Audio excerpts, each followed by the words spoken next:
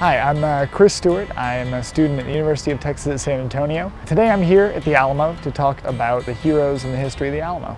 You've got Davy Crockett, you've got William Barrett Travis, these sort of larger-than-life figures.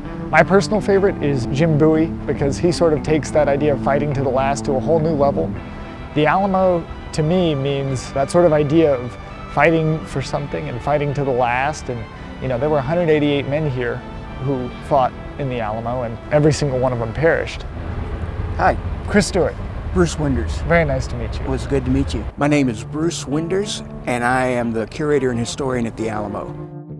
Now, there's an archway that would have been here. We'd have gone through the archway, then we'd be in the main plaza. But on the way, we would have passed a room in which James Bowie had his quarters. What was he doing before he ever even, came to the Alamo? He's born in Kentucky.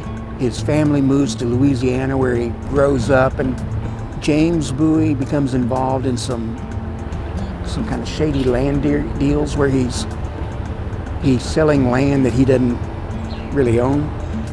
He gets caught, and then he comes to Texas, more or less to reinvent himself.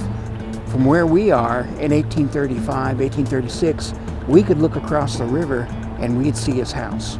So that's how much it is sort of a local affair for him.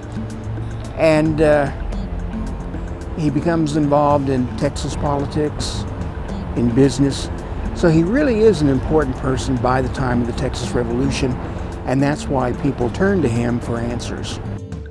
Bowie's at the Alamo because he had been sent here by Sam Houston to survey the situation. So who were the people at the Alamo? I mean, where did they come from? What was the sort of demographic, But who are the people that are actually defenders inside the Alamo? Yes. So you've got these American colonists, citizens of Mexico, American volunteers, citizens of the United States, but now citizens of the Republic of Texas. But then you've got a number of Tejanos who are here. The Tejanos, or the native-born Mexicans living in Texas, they have to make a choice. Are they going to support the revolution if it goes beyond what they wanted it to go for statehood? Are they going to support that next step for independence?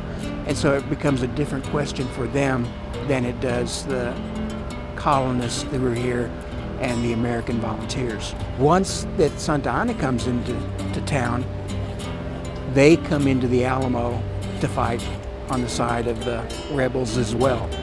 In fact, the house that's behind us belonged to a member of the garrison's family, and his name was Toribio Lozoya. He says, "I was born in the Alamo," and then he says, "I will die in the Alamo." And he does. Was Bowie actually appointed commander of the Alamo, or was he, who was sort of the head guy? Because that's always been something. It's a strange situation.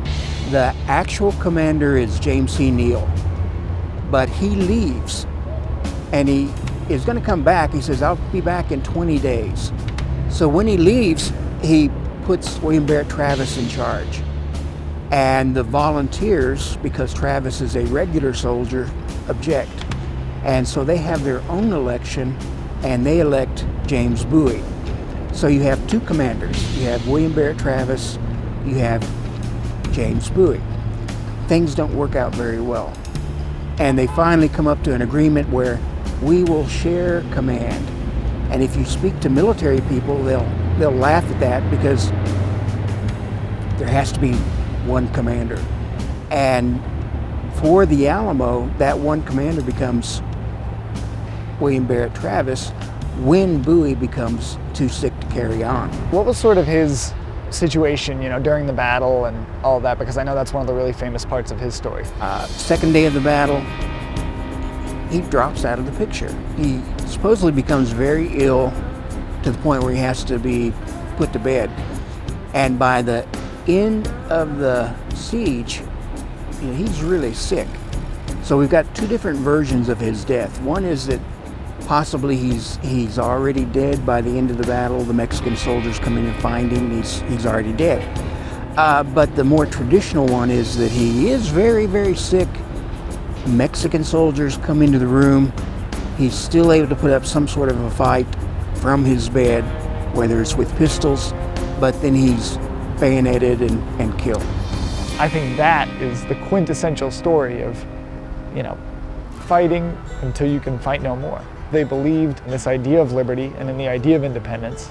And so I think that sort of describes a lot of what Texas is about. That sort of independence, and not giving up. It's that frontier spirit. And that's all represented in the Alamo, in the battle, in the history, and in the people who fought here.